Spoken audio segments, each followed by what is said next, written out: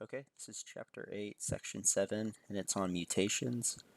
So the text here is to identify and illustrate changes in DNA and evaluate the significance of these changes. And the key concept here is that mutations are changes in DNA that may or may not affect the phenotype. And the phenotype is the observable physical traits caused by the genotype, which is the organism's genes. So the way I always remembered phenotype was pH and pH. Phenotype, physical.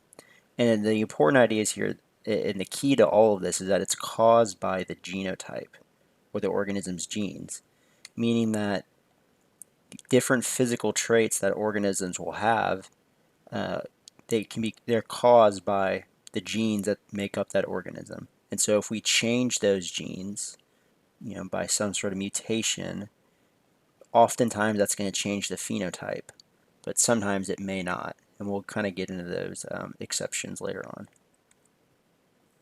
on. Shown you this picture many times. Just review it again. This is DNA. It's made up of the nucleotides, where A goes with T, C with G. This blue strand here is the sugar phosphate backbone. This right here is a gene. A gene codes for one protein. And then you wrap the DNA around these things called histones.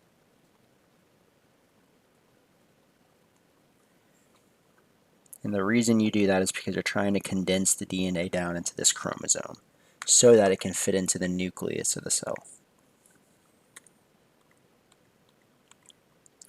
Okay, so some mutations are going to affect a single gene, while others are going to affect an entire chromosome. Basic idea of a mutation is that it's a change in an organism's DNA. So those A, T, C, Gs, those nucleotides that I just mentioned, you can have some sort of change in the arrangement of those nucleotides. Oftentimes, these mutations are actually going to occur during replication. During DNA replication, so during S phase of the cell cycle, when you're making an entire new copy of the DNA to prepare for mitosis when the cell needs to divide, during that process where you're copying the DNA, mistakes can happen. Think of it as if you were copying an entire book or something, you just by accident, just by pure chance, you might, mix up some letters here and there, spell some words wrong. And the same thing happens whenever the body's copying DNA. It just can make mistakes. The first type of mutation that's going to affect a single gene is going to be a point mutation. So a point mutation happens at one point, and it substitutes one nucleotide for another. So kind of the example down here is that you have your DNA up here, and then you have your RNA down here. So remember, if you go from a process when you go from DNA to RNA, that was transcription.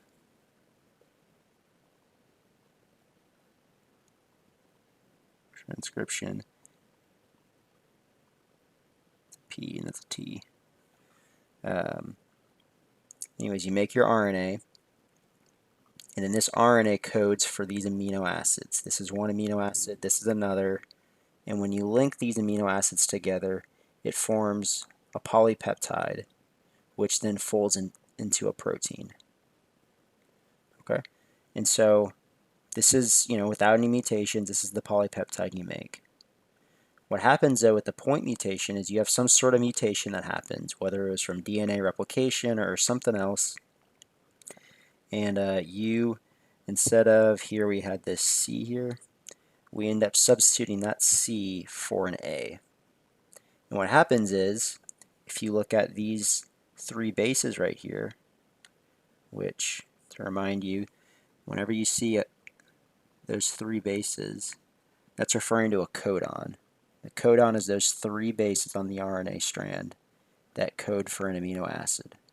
So when you change up here on the DNA, if you go upstream, you change that C to an A, that's going to change the RNA, which can change the codon, which can change the amino acid. If you change the amino acid, you're going to change the protein or the polypeptide. And that change may be something that doesn't affect the protein much, or it could be something that affects the protein a whole lot.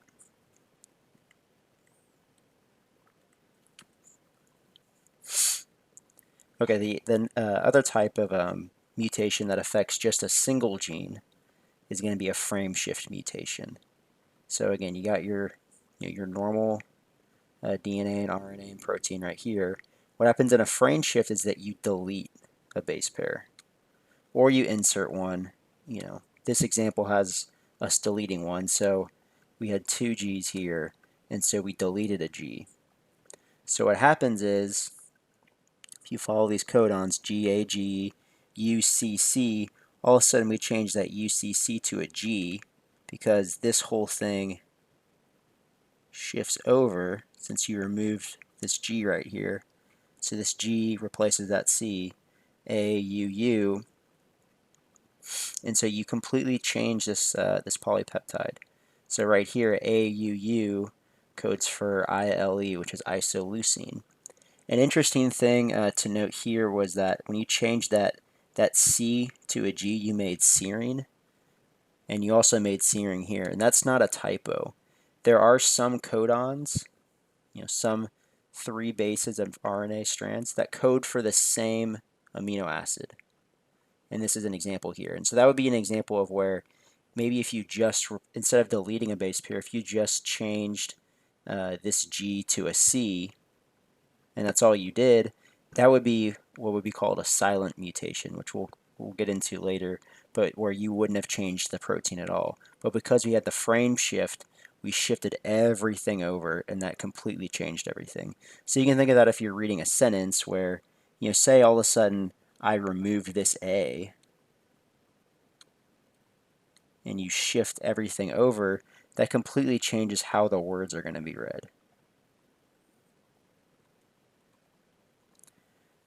Okay, so just kind of want to remind you of a karyotype. So karyotype is all the DNA that's in an organism.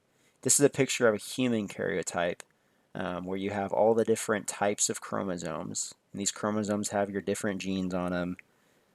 One from mom, one from dad, and then XY, so that'd be a female. So getting into the chromosomal mutations, and again, these are talking about the entire chromosome, whereas the point mutations and the frameshift mutations, we're talking about a single gene. So in the just a single gene mutations, we're just talking about one gene. So we're zooming in right here. Chromosomal mutations, we're going big picture. We're going with the entire chromosome. And chromosomal mutations often are going to occur during crossing over. And so crossing over was that event during meiosis where the chromosomes, the homologous chromosomes, crossed over, the one from mom and the one from dad crossed over as a way to create genetic variation. And you want a genetic variation when you're making your sperm and your eggs because you want to be able to have different types of organisms so that your genes, your DNA, your kind of your bloodline, your species, whatever phrase you want to use, will be more likely to survive going forward. Anyways, what can happen whenever you have this crossing over is that it happens unequally. So unequal crossing over, where if you just look at the chromosome size, this chromosome right here got less and this one got more. So say I had, what typically is going to happen here is that if you had, say we call something gene 1, this chromosome here got 2 copies of gene 1, and this one didn't get any. So this one got an extra copy of a gene, and this one is missing one. And so, whichever cell this chromosome, or whichever sperm or egg this chromosome goes to, and whichever sperm or egg this one goes to, that's gonna be some sort of abnormality in that baby that could lead to some sort of genetic disease. The next type is going to be called translocation, and that's whenever you're exchanging DNA segments between non-homologous chromosomes. So the previous one was talking about homologous chromosomes. And if I remind you what those phrases meant, homologous chromosomes were the same. So homo means same. So non-homologous chromosomes are not the same chromosome. So, here we have chromosome 1 and chromosome 17. And what happens is, for whatever reason, there's different mechanisms or different processes that cause this. You have a trading of genes from chromosome 1 to chromosome 17. These two chromosomes just kind of go rogue for different reasons. And it's called translocating. And yeah, that's not good. That messes things up. Your body has chromosomes laid out with certain genes on them for a reason. And so if you start mixing that up, that's kind of like just deleting, an entire page of a book and then just, just typing random letters thinking that you can fix that error. You're not. That's going to create some sort of disease in most cases. Okay. However, some mutations may or may not affect phenotypes, but most of them are gonna have a big effect. So where you're gonna have a big effect, where you're gonna have a change in the phenotype or the physical features, is gonna be whenever you have a premature stop codon. So if you have a gene mutation and that changes the DNA, you can introduce what's called a premature stop codon. So if I kind of review the idea of protein synthesis, we had a start codon which told the ribosome where do you start to land on this messenger RNA so that you can start making this polypeptide. And then you had a stop codon. This tells you where to stop reading. It'd be like if I said go read your textbook, you'd want to know where do I start and where do I stop. Well, imagine, if you have some sort of mutation and you change that stop codon, if you made that stop codon, occur right here or something, or maybe you made it occur down here. That'd be like me saying, go read your book, go read chapter 6 or something, and I ripped out, a fourth of the pages. That's going to change that information. You're not going to have a complete information. The same thing happens with your polypeptides that you're making. If you introduce a stop codon right here or something, then you're missing out on part of that polypeptide. And most of the time, that's going to change the functioning of that. It's going to change the protein shape or the active site of that protein. And this right here is showing this is an artery right here. And so this is a blockage in an artery, and this is no blockage. And so the idea they're trying to get at here is some people will have some sort of gene or chromosomal mutation that will affect their enzymes that break down certain fats. And so what happens is if you don't have enough of those enzymes that break down those fats because you had some sort of, maybe you had a mutation that introduced a stop codon in the gene that made the enzyme that breaks down the fats, those people are going to be more likely to develop some sort of blockage. Okay, so going over, this slide's kind of going over these 2 points right here. So it may change the protein shape or the active site. So as I mentioned on the previous slide, so if you get the stop codon, that could change how this enzyme's active site, this is the active site right there where the substrates come inside, that might change this active site to where these substrates can't fit in there anymore. You notice how they kind of fit in there pretty nice. Well, what if all of a sudden you had some sort of mutation that, it just shaded in this part of the active site? Now these substrates can't fit into this enzyme, and so you can't have that chemical reaction to make this product, and, that could cause a problem. So in the previous slide when we talked about the people who have a mutation that can affect their ability to break down fats, this is kind of what I'm talking about. They may have something that happens to that enzyme where if these were fat molecules, those fat molecules couldn't come inside the enzyme, and so they get, they're released out here and still floating around in the bloodstream, and then they can start clumping up inside the arteries. Final thing is mutation may change gene regulation. So gene regulation isn't something that you talk too much about in freshman biology, but it is an important idea that I want to introduce you to. And so don't freak out about this picture. I know you see something like this and it's like, man, I'm done watching this video. I'm I'm dropping out of high school, this is too much, but just, focus on the big picture. For your test, you just need to know this bullet point right here. But, for your information, let me walk you through this. So, we have genes, and I said your genes are the information to make a protein. However, on your DNA strand, there's other areas of that DNA that are used as sort of as a guidebook on how often and when you make the proteins that come from these genes. So all along here you have these different pieces along here that tell you and kind of help regulate when you do RNA synthesis, when you do transcription.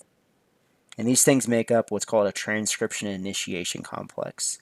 Kind of a big fancy word. Basically what's important right here is that some sort of mutation could occur all along this DNA strand right here that could just mess up that whole process. It could just mess up the timing. Think of if you're dancing or something, because so much of biology is kind of this elaborate dance where your body is doing so many things at once. And so imagine, this is trying to coordinate, these things on here on the DNA are trying to coordinate when you read all these different genes on the DNA. And if you change this code, that would be like removing, a couple seconds of music, from whatever piece you're playing. And that could completely mess up the entire rhythm of whoever's playing or whoever's dancing. Okay, so it may change gene regulation. Now, some gene mutations do not affect phenotype, and those would be called silent. They're silent, I guess for the obvious reason that they don't affect the phenotype. They don't affect the physical features of that organism. And a lot of times that's going to it's going to happen because they occur in a non-coding region. A non-coding region is referring to this area of the DNA, this light blue area of the DNA. The area of the DNA that doesn't include the genes, whereas the coding regions of the DNA are the ones that have the genes that make the proteins. Okay, so if it occurs in a non-coding region, it's less likely to create problems. It still might. You don't want to mix that up, but it might. It's not as likely to make some sort of issue as one that's going to occur in a gene that actually codes for the protein. You could also have a mutation that doesn't affect that protein folding or that active site. So that enzyme I showed you, you could have a mutation that, it really didn't change that shape of that enzyme that much. Or maybe it changed it a little bit, but, those substrates, those little Lego blocks can still fit in there and get the job done. Kind of think of it like a key or something. Like, maybe the key isn't a perfect fit, but it fits well enough.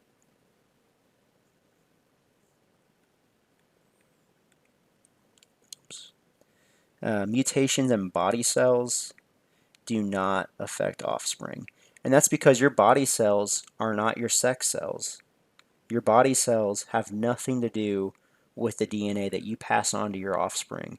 So, if I get skin cancer or something, as long as as long as those sun's rays aren't affecting my sperm, it has nothing to do with my children. It's not going to affect them.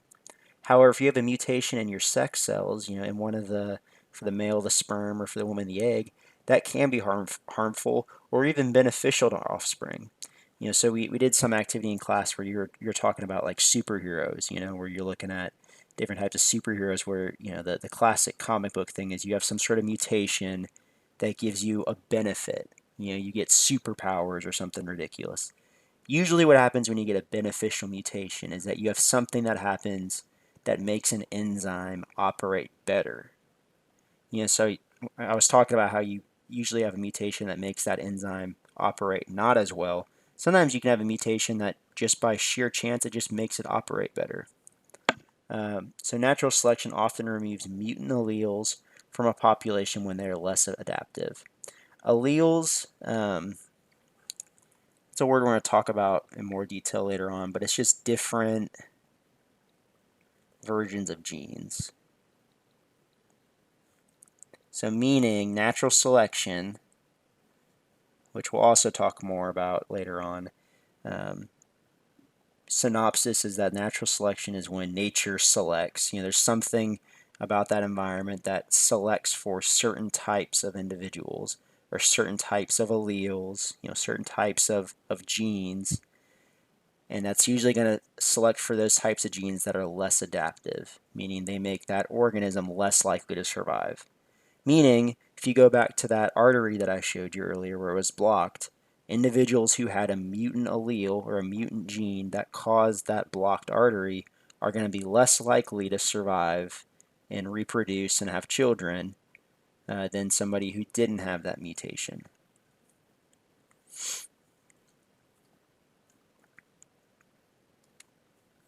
Okay, final slide here. Mutations can be caused by several factors. So, what causes them? Something that causes a mutation is going to be called a mutagen. Anything that causes a mutation. So that can be, a UV ray, certain chemicals. This picture right here is just kind of an interesting picture showing how UV light, so how light that comes from the sun can actually damage your DNA. And what can happen is it causes what are called thymine dimers. So you have your two T's that can occur next to each other on a DNA strand. And if you get exposed to too much sunlight, your skin cells on the outside of your body can develop these thymine dimers. And these form like a little kink that juts out on this DNA strand. And imagine you had your little DNA polymerase right here that's going along the DNA strand making a new copy of the DNA. This kink, it's like a little bump in the road for DNA polymerase if you think of DNA polymerase like a car. And so that could just cause some sort of error. It just kind of mucks things up. And some cancer drugs actually will cause, the way some cancer drugs work to kill cancer cells is that they cause mutations. Meaning there's a way where we can design cancer drugs where they target cells that divide really, really rapidly, which is what cancer cells are. Cancer cells are going to reproduce really, really rapidly because we've lost all control of the brakes on mitosis, or the brakes on replication of the cell. And so we can design cancer drugs that are going to target those cells that divide really rapidly.